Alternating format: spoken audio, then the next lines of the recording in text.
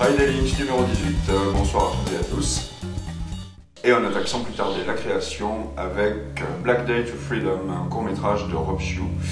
Attention, c'est assez violent, et pour les yeux et pour les oreilles. Rob Shue qui est également donc le fondateur de Ronin. Je vous propose ensuite une page de composition typographique trouvée sur un blog. Certaines d'entre elles sont assez connues, mais le tout vaut le coup d'œil. Côté buzz marketing et mise en ligne, on note déjà l'approche des vacances avec la mise en ligne de la version 2 des Vacances vues du ciel, un site donc qui travaille en collaboration avec la cartographie de l'IGN.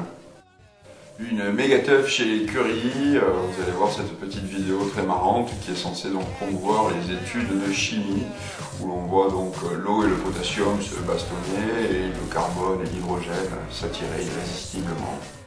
L'actu du web cette semaine, c'est peut-être cette nouvelle du Financial Times qui dit que le Web 2 n'est pas rentable.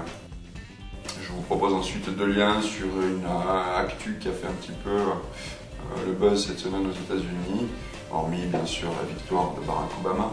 Il s'agit de la proposition de Google de sous-louer des locaux de la NASA. Ils envisagent quand même de louer pas loin de 110 000 mètres carrés, c'est pas une paille. Et on imagine bien sûr que c'est pour développer leur activité autour de l'espace. Les Japonais, on le sait, sont très friands de geekerie, ces petites choses totalement futiles. Et voici un bel exemple avec ce papier bulle increvable. Leur pub est absolument débile. Vous allez enfin pouvoir vous déstresser. Déstresser. Je vous parlais l'autre jour de regarder la télé sur les téléphones portables. Voici une montre maintenant, une montre MPEG-4 qui donc permettra de visionner des vidéos au format MPEG-4 avec 2 Go de mémoire. Ça pourra contenir les films que vous aurez téléchargés sur la bulle par exemple. Je vous imagine déjà en train de regarder le dernier Marvel, vous allez avoir l'air fin. Côté technologie, Adobe sort Acrobat 9 avec le Flash incorporé. Donc visiblement ça n'a pas été tout seul, il a fallu quand même accoucher de ce projet et le résultat est à la hauteur des attentes, c'est-à-dire tout simplement bluffant. Je pense que ce format qui était déjà incontournable va le devenir encore plus aujourd'hui, qu'on pourra y incorporer par exemple de la vidéo, donc au travers de Flash. À voir ou revoir également le post de Julien sur acrobat.com.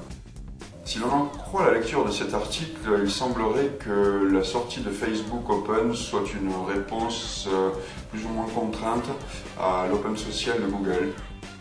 Côté trucs et astuces, je vous ai trouvé une pluraliste d'URL de ping pour vos blogs, très utile.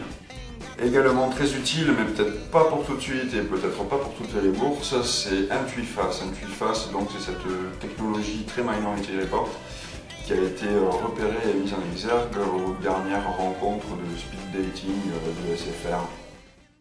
On va attaquer pour le son avec les freestylers. Les freestylers, on ne les présente plus, c'est quand même quelques millions d'albums vendus et de bons gros tubes actifs, en voici 3. Lorsque je vous ai proposé il y a plusieurs mois de ça le titre de Colibut's Come Around, j'étais loin de me douter qu'il allait susciter autant de remix. Sur ce, je vous souhaite un bon week-end, bon surf et à la semaine prochaine.